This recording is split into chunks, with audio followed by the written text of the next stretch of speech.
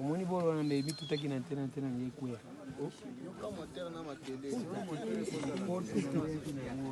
Yoka la dingi ya pisi. Baby tuti na. Bana kanda kwani panza kande buka. Wana pano. Na papa mwana.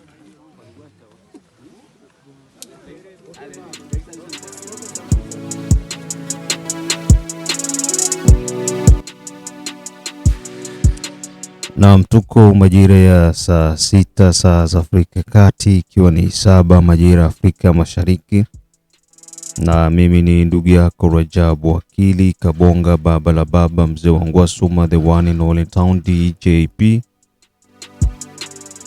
Ni kusalimu tu ndugu yangu kote ambako uko unapatikana. Bwana, kuna tukio ambalo limetokea Minembwe jana. Yes, jana tumeshuhudia kuona ndege ya kumefanyika vitu viwili vikubwa.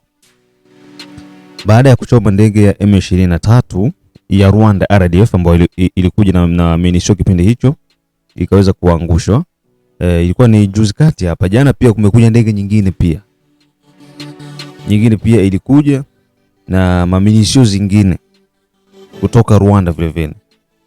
Lakini kuna utofauti kidogo ambacho kalifanyika. Ndege ikaacha maminisio, wakati naenda ndege yetu Sukhoi ikaifuata. Unaona? So ilichelewa kidogo kuja kuishughulikia. Baadaye ikawa imekwisha kuenda. Lakini tulichofaidika nacho ni kwamba minisio zote zenye waliacha pale ziliweza kupigwa moto. Minisio zote zenye zilibakia pale ziliweza kupigwa moto na zingine zikakuwa rekipere, na wengine walikuwa pia wanatokea kujaribu kuja kuvamia katikati ya Mikenge na Kiziba, na wao pia waliweza kujikuta wanaingia mikono ya wazalendo na FRDC, na wakashughulikiwa na minisio zote zenye walikuwa wako nazo zikaingia mikono ya FRDC pamoja na wazalendo. Hii ikiwa na maana kwamba kwa hizo siku mbili hapa mambo yamekuwa ni magumu sana Minembwe, na yamekuwa ni kitofauti sana. Unajua hapa kuna kitu ambacho Wanyarwanda wao hawapendi kupoteza Minembwe. Sawa? Hawapendi kabisa kusimama Minembwe waweze kuipoteza ibaki mikono ya serikali. Ndio maana wako wanafanya kadiri wanavyoweza, chochote wanachoweza, ili kuzuia Minembwe isiingie mikono ya serikali. Na serikali na yenyewe pia inafanya kadiri inavyoweza, vyovyote inavyoweza, ili kuweza kurekipere Minembwe ikuwe chini ya utawala wa serikali, kwa sababu hatuwezi kufanya kwamba sehemu moja iko na waasi na sehemu nyingine iko na serikali, kisha serikali ibakie tu iko inawatizama. Hilo ni jambo ambalo haliwezi kutokea. Kwa hiyo niseme kwamba vyombo vyetu vya ulinzi na usalama vimefanya kazi kubwa na kazi nzuri na kazi muhimu vile vile, na unafikiri uko nashuhudia kuona silaha nyingi ambazo zimekuwa zikikamatwa kutoka kwa magaidi, mateka pia. Kuna mpaka wengine wanakamatwa wakiwa wanatoka kununua maunga, masabuni maeneo ya Bijombo ili kuleta kurenforce wenzao, lakini wako wanajikuta wanaingia mikono ya wazalendo. Yani kifupi tu ni kwamba operation Mo Plateau iko inaendelea vizuri. Ni swala tu la muda la kuvumilia kidogo, kulingana na harakati ambazo ziko zinafanyika, kila kitu kitakuwa kiko sawa, na tumaini kwamba nchi inakwenda kupata sura yake mpya ya kila siku. Sasa ndugu zangu, leo tuko tarehe 11. Tarehe 11 mwezi ni wa 4. Tuko Jumamosi. Na kama unavyojua, kila Ijumaa, kila vendredi kunakuwa kuko Conseil des Ministres. Conseil des Ministres inakusanyaga mawaziri wote na rais wa nchi, wanazungumzia kuhusiana na maendeleo na mikakati ya serikali inakamata juu ya development ya nchi. Cha kwanza kenye tunatakiwa kujua hapa ni serikali iliweza kufanya reconnaissance ya kureconnaitre uwepo wa cité ya Nkamba kuwa kama vile cité takatifu, yani mji mtakatifu wa Nkamba. Kwa nini umepewa kuwa mji mtakatifu? Ni kutokana na historia yake na ni chimbuko la kanisa la Wakongomani, kanisa la Waafrika Kimbangist. Simon Kimbangu alikuwa ni mtu wa aina gani? Alikuwa ni mtu ambaye alipigania uhuru wa Mwafrika, alipigania uhuru wa Mkongomani na pia utawala bora na maridhiano, lakini aliteswa vibaya na wakoloni na kusababisha mpaka kuweza kupoteza maisha. Kwa hiyo rais alipokwenda kuwatembelea pale akadeklara kwamba city ya Nkamba inakuwa iko mji mtakatifu na inawekwa kisheria kabisa kuanzia wakati rais alitoa kauli hiyo. Hiyo pale ilizungumziwa ndani. Vile vile katika kikao hicho cha mawaziri waligusia pointi muhimu za maendeleo ya nchi. Kumbuka kila waziri anakuwa iko na pointi zake muhimu ambazo wanazisuleve katika programu ambayo walifanya, inakuja inawekwa pale hadharani. Tumefanya hiki na hiki, ama tunatarajiwa, tunafikiria kwamba katika wizara yetu tushughulikie jambo 1 2 3 na tunahitaji budget hivi na hivi. Likifika pale, wakati likikubaliwa lile jambo kwamba okay, tunakubali hili jambo linapita, moja kwa moja linaingia mu execution. Kwa mfano, Ministeri ya Telecommunication, sawa, wameweza kuleta innovation moja. Unajua Kongo ni miongoni mwa nchi mbovu mwa Afrika na monde ambazo unaweza ukapata karte simu hata 20 wepeke. Line za simu hata 15 hata 100 wepeke unazipata. Either umesajili na kitambulisho chako, either haukusajili. Sasa unakuta hivi vyote vinapelekea uhalifu kuzidi kuwa mwingi. Kwa upande huo serikali ikaanza kwamba tuanze mchakato wa kuidentify watumiaji wa mitandao ya simu. Kwa maana hiyo kila mtu ataruhusiwa kuwa either kutokana na mitandao ambayo iko Mkongo, Airtel, Vodacom, Orange na nyingine gani hapa sijui. Tuko mtandao wapi? Tuko na Vodacom, tuko na Orange, tuko na Airtel. Sawa? Mtu anachagua katika hii mitandao yote line moja moja. Kwa hiyo usizidishe kwamba kwa mtandao mmoja uko na line ngapi, na inasajiliwa kupitia kitambulisho chako. Kwa sasa hivi mchakato wa kugawa vitambulisho vya taifa uko unafanyika. Kwa hiyo tutaingia katika mfumo wa kusema kwamba mtu iko na kitambulisho chake cha taifa na namba yake. Sasa na mfumo wa Tanzania kuna namba ya NIDA. Sawa? Yaani ile namba ndo utambulisho wa mtu. Ni sawa na Marekani na sehemu zingine. Marekani mtoto akizaliwa anazaliwa kwa namba, kwamba namba A56 imezaliwa. Anapewa namba direct na anaingizwa kwenye mfumo wa serikali moja kwa moja. Sasa sisi nchini kwetu hivyo vitu vilikuwa hakuna. Kwa hapa serikali pia imeweza kuleta innovation upya. Kuhusiana na masuala ya infrastructure, mabarabara, vitu gani, serikali imetenga budget muhimu kusema kwamba hadi ifike mwaka wa 2034 Kongo iwe imekwisha kuunganishwa kwa upande wa barabara na miundombinu muhimu. Kwa hiyo hii zote ni budget ambazo zimepangwa na zinazungumziwa ndani ya vikao mbalimbali vya mawaziri. Kwa hiyo ni jambo la muhimu sana, kama mimi na wewe tutaungana wote kwa pamoja kuweza kumsikiliza msemaji wa serikali Patrick Muyaya, kwa sababu anatoa details zote, nini kimefanyika, nini kinaendelea na mipangilio ijayo iko namna gani. So tuungane wote kwa pamoja kupitia Baraka1 TV. Lakini tu nikukumbushe kwamba ili kuendelea kupata matangazo yetu kila siku, tafadhali like pia subscribe Baraka1 TV na pia uweze kuwa na share Baraka1 TV.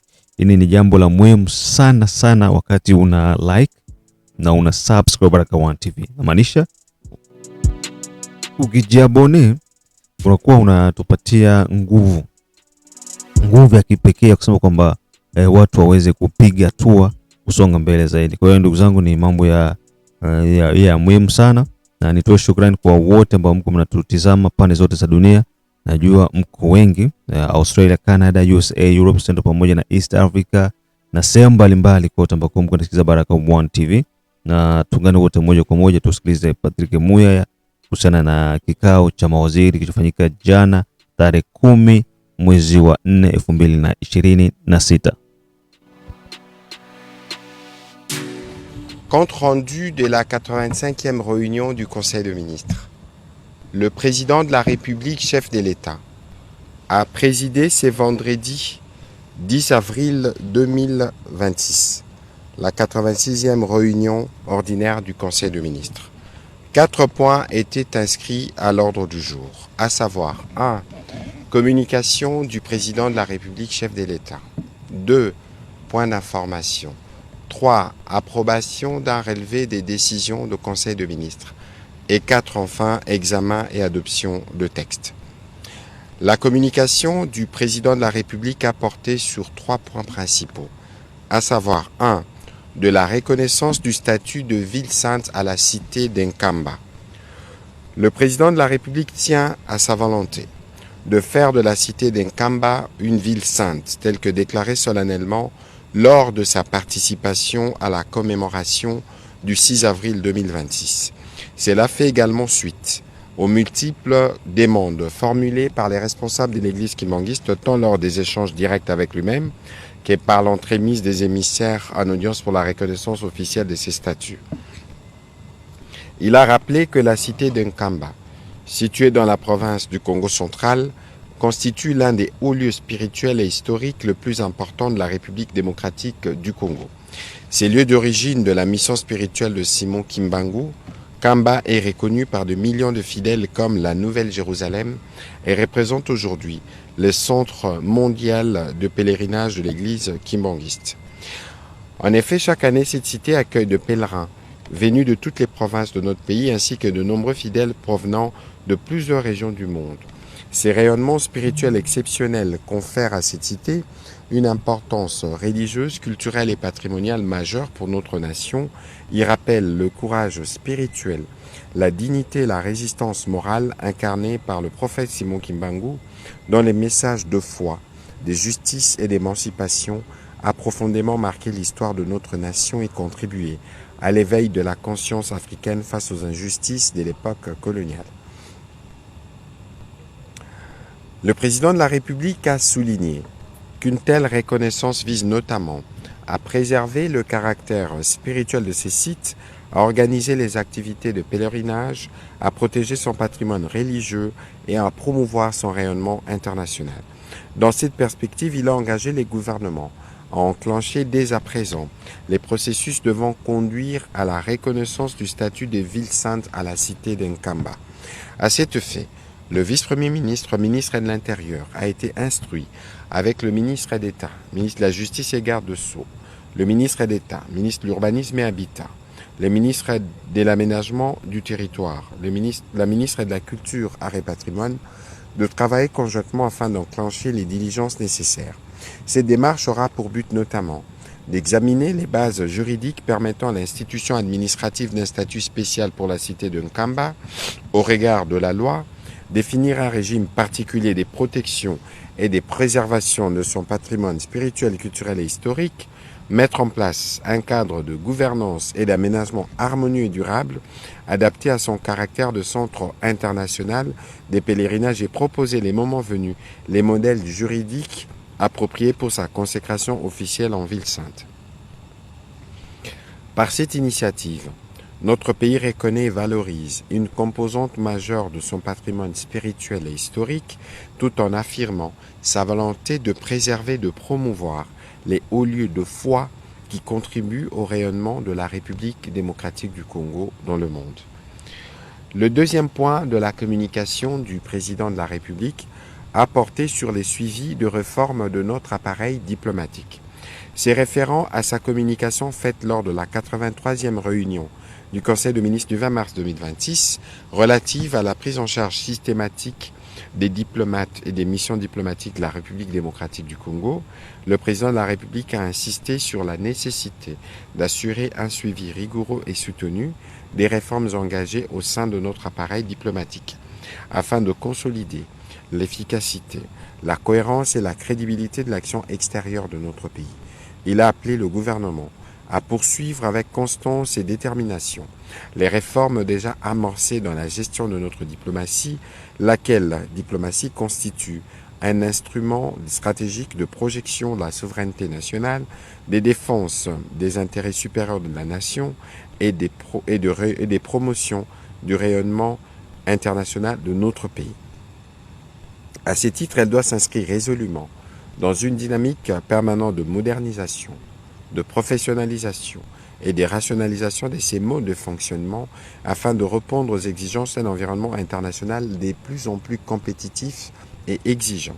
Face aux défis qui subsistent et qui appellent à une attention particulière du gouvernement, le président de la République a instruit la ministre d'État, ministre des Affaires étrangères, le vice-premier ministre, ministre du Budget, le vice-premier ministre, ministre de la Fonction publique, les ministres des Finances, ainsi qu'avec les autres ministres sectoriels concernés, de veiller à la mise en œuvre effective et coordonnée des réformes engagées. À cet effet, ils devront notamment assurer la modernisation de l'Académie diplomatique et du protocole d'État, les suivis réguliers de la situation administrative et financière de l'ensemble de nos missions diplomatiques et consulaires et les cas échéants, proposer toutes mesures correctives nécessaires à l'amélioration de leur fonctionnement, notamment à travers la transformation numérique de la gestion diplomatique. Par ailleurs, le vice-premier ministre, ministre du Budget et les ministres des Finances ont été chargés de s'assurer de la mise à disposition de ressources nécessaires pour la consolidation de notre relèvement diplomatique. Les derniers points de la communication du président de la République a porté sur le suivi et la mise en œuvre holistique des recommandations de la conférence des gouverneurs de province. À ces propos, le président de la République a commencé par rappeler que la conférence de gouverneurs constitue un cadre institutionnel majeur de concertation entre les pouvoirs centrales et les provinces visant à renforcer la coordination de l'action publique et à promouvoir un développement équilibré du territoire national. Cela passe notamment par l'adoption des recommandations stratégiques relatives à la transformation du secteur agricole, au développement rural, à l'amélioration des infrastructures et de la gouvernance provinciale, ainsi qu'à l'amélioration des conditions de vie des populations. S'agissant de 3 dernières sessions, la 11e conférence de gouverneurs tenue à Calémie avait formulé 60 recommandations, dont l'évaluation a révélé un taux d'exécution encore limité. La 12e session tenue à Colésie en juin 2025 avait adopté 55 recommandations, tandis que la 13e session tenue à Bandundu-Ville en a formulé 82 autres à mettre en œuvre. Les données de ces 2 premières sessions illustrent les difficultés persistantes dans la mise en œuvre des décisions issues de cette instance, alors même qu'un dispositif institutionnel de suivi existe.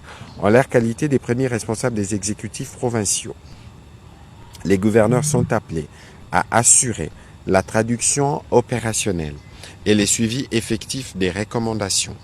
À cet égard, il importe de renforcer leur responsabilisation, d'améliorer la coordination avec le gouvernement central et de disposer d'éléments probants permettant d'apprécier objectivement les niveaux d'exécution des mesures arrêtées. Aussi faudrait-il que les exercices d'évaluation constituent des véritables moments de redevabilité permettant d'identifier les progrès réalisés, les contraintes rencontrées et les ajustements nécessaires. Dans cette perspective, le président de la République a martelé que des rapports de TAP sur la mise en œuvre des recommandations devront être produits après chaque session et l'état d'exécution des recommandations de la session précédente ainsi que leur impact sur la vie de la nation fera désormais l'objet d'un point spécifique inscrit à l'ordre du jour de chaque nouvelle session de la conférence de gouverneurs. À cet effet, la Première ministre, en qualité de coordonnatrice de l'action gouvernementale, a été chargée de veiller à l'intégration effective des recommandations issues des conférences de gouverneurs dans les politiques publiques et les programmes sectoriels du gouvernement. Le vice-premier ministre, ministre de l'Intérieur, a été instruit en collaboration avec le secrétariat permanent de la conférence de gouverneurs et les concours en droit de son cabinet de proposer un dispositif cohérent et rénové de suivi, d'évaluation et de mise en œuvre holistique des recommandations issues de la conférence de gouverneurs et d'en présenter les rapports y afférents dans un délai de 20 jours. Au deuxième chapitre du Conseil de ministres de ce jour, relatif aux points d'information, État et administration du territoire, le vice-premier ministre, ministre de l'Intérieur, décentralisation et affaires coutumières, a présenté au Conseil le rapport sur l'état de territoire national. Au cours de la semaine qui s'achève, l'état d'esprit de la population a été globalement marqué par les bons déroulements des activités d'accueil des léopards seniors, foot par la population après leur qualification à la Coupe du Monde. L'opinion a salué les professionnalismes de la police nationale dans l'encadrement sans incident de la foule. L'attente de la relance des négociations entre le gouvernement et les représentants de la FCM 23 en Suisse, ainsi que la satisfaction notée à la suite de l'annonce faite par le président de la République de l'élévation de la cité d'Nkamba au statut des villes saintes. Au chapitre du banditisme et de la criminalité, en exécution des instructions de la haute hiérarchie, formulées lors de la réunion du Conseil de ministres du 13 mars 2026, le vice-premier ministre a informé les conseils qu'il s'est tenu une séance de travail avec les responsables des services de sécurité, élargis au ministère de Postes et Télécommunications, l'RPTC ainsi qu'aux opérateurs de télécom. Les analyses menées ont mis en évidence des recours massifs au service des télécoms par les auteurs des actes criminels. Dans l'attente de la mise en œuvre effective du fichier national d'identification, il apparaît indispensable d'adopter des mesures urgentes, pragmatiques et immédiatement applicables. Il s'agit entre autres de définir des exigences renforcées et obligatoires d'identification pour l'acquisition de cartes SIM, de formuler des mesures visant à limiter le nombre de cartes SIM par individu, d'élaborer une stratégie nationale de relance de la campagne d'identification et de sensibilisation des abonnés incluant les zones rurales, de formuler des dispositions spécifiques relatives à l'identification des abonnés étrangers. Au chapitre des sinistres et catastrophes, un naufrage a été signalé dans la province du Congo central et une pluie torrentielle a fait des dégâts matériels et humains, respectivement le 4 avril dans la province de Mai-Ndombe et le 5 avril dans la province du Sud Kivu. Toujours sur ces chapitres sécuritaires, le vice-premier ministre, ministre de la Défense nationale, a fait le point de la situation opérationnelle, principalement dans les provinces du Nord Kivu, du Sud Kivu et des Littori.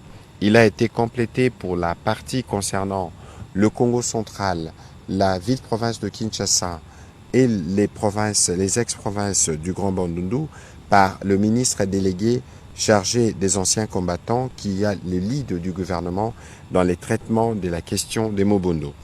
Au sujet plutôt de la situation épidémiologique, le ministre de la Pêche, représentant le ministre de la Santé publique, a présenté la situation sanitaire dans le pays, caractérisée essentiellement par l'épidémie de choléra. On a noté une très légère baisse des cas suspects, passant de 1161 à 1157, avec 12 décès enregistrés, soit une létalité de 1% contre 0,5% la semaine précédente. La notification du nombre des cas est toujours au-dessus de la barre de 1000 cas par semaine. La province du Sud Kivu reste la plus touchée au cours de cette semaine avec 234 nouveaux cas suspects et 6 décès. Dans la ville-province de Kinshasa, 51 nouveaux cas suspects et aucun décès ont été rapportés durant cette semaine, contre 89 cas et aucun décès à la 12e semaine. Par ailleurs, depuis le 23 mars 2026, des cas suspects de choléra sont notifiés dans la prison de Mbanza-Ngungu suite au transfert des détenus en provenance des cachots de Luozi. Au 8 avril 2026, les cumuls s'élèvent à 160 cas, dont 13 décès au total. 2 pavillons sont touchés sur 11 que compte la prison. Plusieurs actions sont en cours pour la prise en charge de cette situation. Note d'information relevant du secteur de transport et voies de communication. Le vice-premier ministre, ministre de Transport et Voies de Communication, a présenté au Conseil le plan national de sécurité routière PNSR. Il a indiqué que l'élaboration de ces plans nationaux s'inscrit dans la mise en œuvre de l'instruction du président de la République et vise à lutter contre les accidents des circulations routières qui causent des lourdes pertes en vies humaines et endeuillent les familles. L'examen du diagnostic de sécurité routière relève de manière non exhaustive des constats majeurs qui permettent d'identifier les causes profondes des risques routiers et d'orienter les priorités d'action en matière de prévention et de régulation. Au nombre de ces constats, ici est de relever l'état des engins, le cadre légal et réglementaire, les facteurs humains et l'état des infrastructures routières. Plus explicitement, les PNSR visent la réduction de moitié du nombre de morts sur les routes à l'horizon 2030. Ils s'articulent autour de quelques objectifs spécifiques, notamment l'actualisation du code de la route ou encore rendre socialement inacceptable le comportement à risque et à renforcer l'éducation et la sensibilisation à la sécurité routière, faire progresser la sécurité des infrastructures routières. Ces plans nationaux s'affirment donc comme un instrument stratégique porteur d'une vision commune et mobilisatrice, tous unis pour réduire de moitié d'ici 2030 les nombres de morts et des blessés dus aux accidents de la route, a conclu les vice-premiers ministres et ministres de Transport qui, par la même occasion, a sollicité du gouvernement la prise d'acte de ces programmes, ce qui a été fait.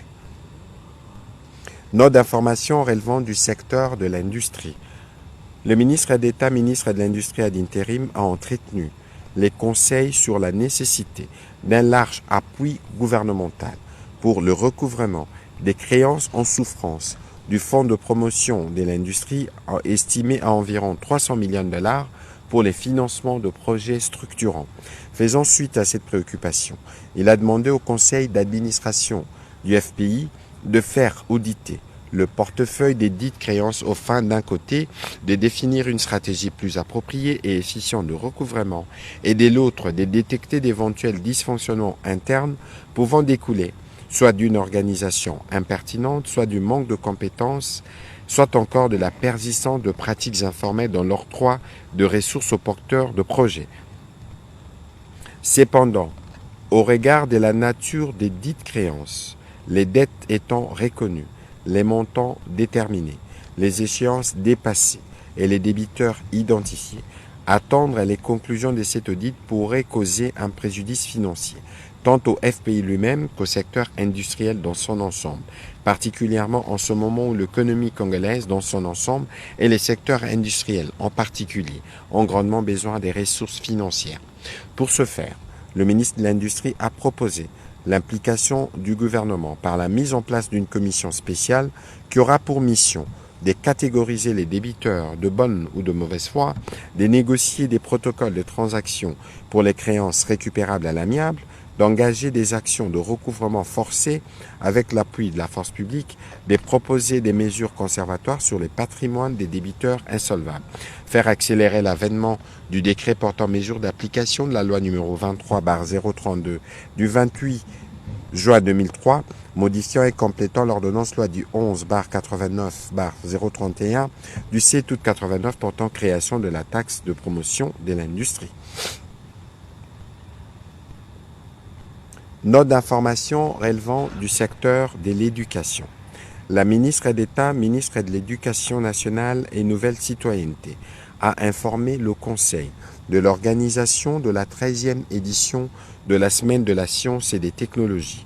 Organisée depuis 2014, elle est inscrite pour sa 13e édition au calendrier scolaire officiel. À ce titre, cette édition revêt désormais un caractère institutionnel et structurant pour l'ensemble du système éducatif national. Placée cette année sous le thème « Au cœur du geste technique », elle vise à rapprocher l'école de la pratique, à valoriser les filières scientifiques, techniques et professionnelles, à susciter des vocations chez les jeunes, notamment chez les filles, et à renforcer les passerelles entre l'éducation, la recherche, l'innovation et le monde du travail. Bien plus, cette édition s'inscrit dans une logique de développement des compétences, d'apprentissage par l'expérimentation et d'orientation des apprenants vers les secteurs porteurs pour l'économie nationale. Après qu'elle a présenté l'agenda des activités prévues, la ministre d'État, ministre de l'Éducation nationale, a sollicité l'implication des ministères sectoriels concernés, directement ou indirectement par cette importante célébration. pour marquer le soutien de la République démocratique du Congo aux sciences et aux technologies. Septième note d'information du Conseil de ministres de ce jour, présentée par le ministre du Commerce extérieur et portant sur l'appropriation de l'accord de facilitation des investissements AFID par le gouvernement de la République démocratique du Congo. Il a rappelé les objectifs de l'AFID. Il s'agit entre autres d'améliorer la transparence des règles d'une part entre les gouvernements et d'autre part les gouvernements et les entreprises, d'établir des normes claires et cohérentes à l'échelle mondiale en matière de facilitation des investissements, simplifier et accélérer les procédures administratives, mettre en place un cadre mondial favorisant les meilleures pratiques, offrir une assistance technique adéquate aux pays le moins avancés et aux pays en développement.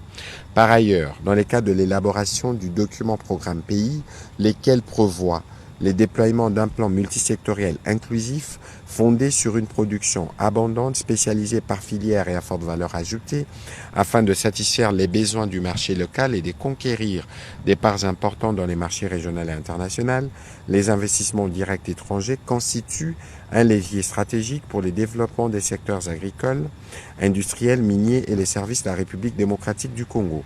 De la nécessité pour le gouvernement de la République démocratique du Congo de se lancer dans l'appropriation de ces nouveaux accords de facilitation des investissements pour le développement en vue de tirer les maximums des dividendes liés à la mise en œuvre effective du dit accord.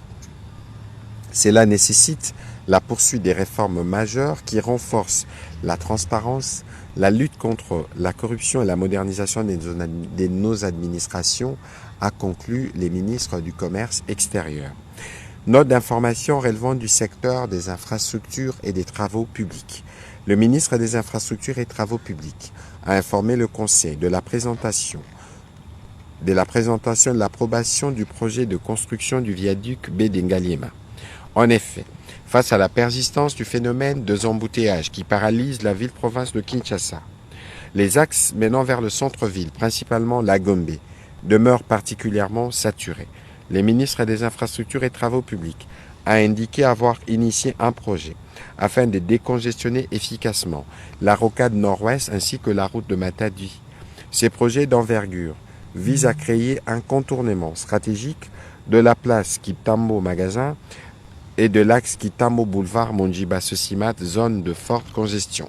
L'ouvrage, d'une longueur de 3,50 km, en configuration 2 fois 2 voies, est conçu pour établir une liaison directe entre les rocades nord-ouest et nord-est. Le tracé prendra son origine sur l'avenue du Tourisme à hauteur de l'hôpital de la Rive, passera par le site de Chanik pour déboucher directement sur le boulevard Tchachi à proximité de l'hôtel Pullman, vitesse des références estimée entre 60 à 80 km/h, accès par échangeur et rampe contrôlée tracée sur la bordure fluviale et route urbaine.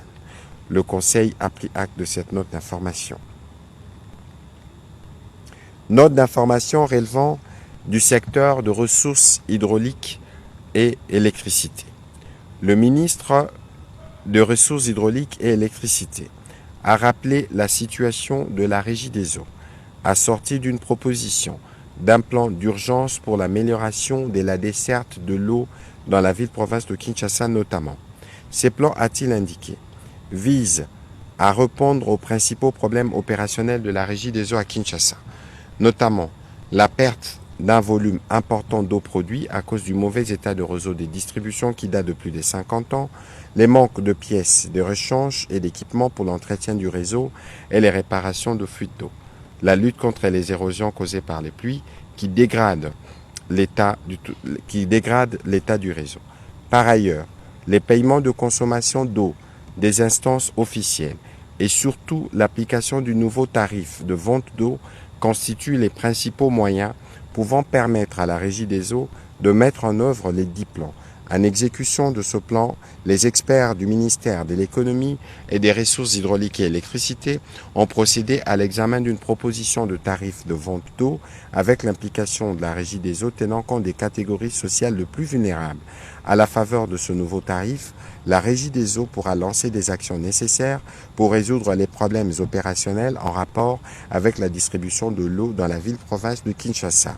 Le ministre des Ressources hydrauliques et électricité a été complété par le vice-premier ministre, ministre de l'économie nationale, qui est revenu notamment sur la nécessité de faire un audit, notamment sur les universités dites publiques qui, pour la plupart, s'approvisionnent sans paiement de facture à la Régie des eaux. Note d'information relevant du secteur du tourisme. Le ministre du Tourisme a informé le Conseil de la participation de la République démocratique du Congo à la foire internationale du tourisme qui sera organisée à Durban, République d'Afrique du Sud, du 11 au 14 mai prochain. Cette foire est à la fois un grand salon international du tourisme en Afrique qui réunit les agences de voyage, hôtels, compagnies aériennes et des investisseurs, ainsi que des acheteurs internationaux et une vitrine pour la promotion des destinations des pays africains et des créations des partenariats. Elle vise non seulement à permettre aux pays africains de présenter les meilleurs produits touristiques du continent, mais également à favoriser la collaboration entre pays plutôt que la compétition.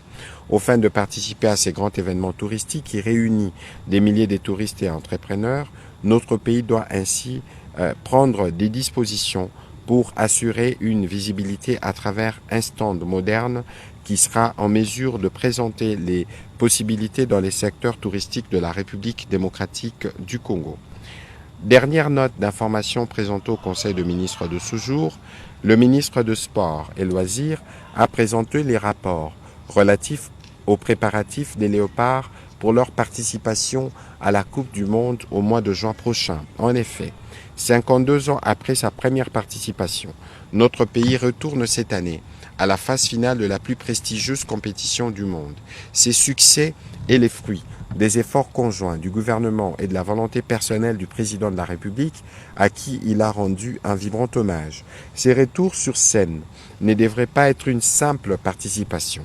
Elle doit refléter les nouveaux esprits congolais et notre soft power à l'international. Elle implique alors une préparation méticuleuse qui dictera chaque détail sur l'organisation dans et autour de notre sélection nationale. Le ministre des Sports a rappelé que notre pays, placé dans le groupe K, disputera 3 rencontres au premier tour. Le premier, les 17 juin à Houston, aux États-Unis d'Amérique, contre le Portugal, les 23 juin à Guadalajara, au Mexique, contre la Colombie, le 25 juin à Atlanta, aux États-Unis, contre l'Ouzbékistan. Après la qualification historique, saluée par toute la nation, les joueurs sont repartis chacun dans son club pour y disputer les derniers matchs de la saison 2025-2026 et rejoindront la sélection nationale du 1er au 9 juin pour le stage de préparation qui sera ponctué des matchs amicaux face à des équipes ayant le même profil que nos adversaires du groupe K. En vue de préparer un plan stratégique et holistique, une commission de préparation réunissant les experts de son ministère, de la FECOFA et partenaires autour du staff technique a été mandatée pour proposer un programme détaillé, notamment le choix des adversaires en amical, les lieux du stage, le budget prévisionnel et les autres éléments pertinents. Par ailleurs, il est projeté la constitution d'une commission mixte interministérielle en vue d'étudier les modalités, notamment pour l'obtention des visas pour des supporters congolais, mais aussi pour faire de cette participation de la République démocratique du Congo à cette prestigieuse compétition un événement qui portera le rayonnement du pays. Au 3e chapitre du Conseil de ministres de ce jour, relatif à l'approbation d'un relevé des décisions, les membres du Conseil ont approuvé le relevé des décisions prises lors de la 85e réunion ordinaire du Conseil de ministres du vendredi 3 avril 2026. Au dernier chapitre du Conseil de ministres de ce jour, relatif à l'examen et à l'adoption des textes, 2 projets de textes ont été soumis à l'examen du Conseil de ministres de ce jour. Il s'agit, par le ministre de Mines, du projet de décret portant sur l'institution d'une réserve stratégique des substances minérales stratégiques. Il s'agit des substances qui occupent une place prépondérante dans notre économie et qui revêtent une importance capitale sur le marché international.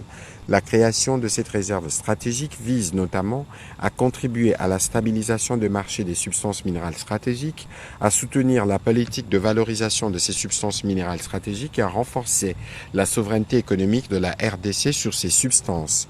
L'autre texte, il s'agit du projet de décret modifiant les décrets numéro 19/16 du 5 novembre 2019 portant création, organisation et fonctionnement de l'autorité des régulations et des contrôles de marché des substances minérales stratégiques ARECOMS, institution à qui a été attribuée la mission de constituer et de gérer la réserve stratégique créée. Après débat et délibération, ces deux projets de décrets ont été adoptés. Commencée à 14h45, la réunion du Conseil de ministres s'est clôturée à 17h42. Je vous remercie. Allez,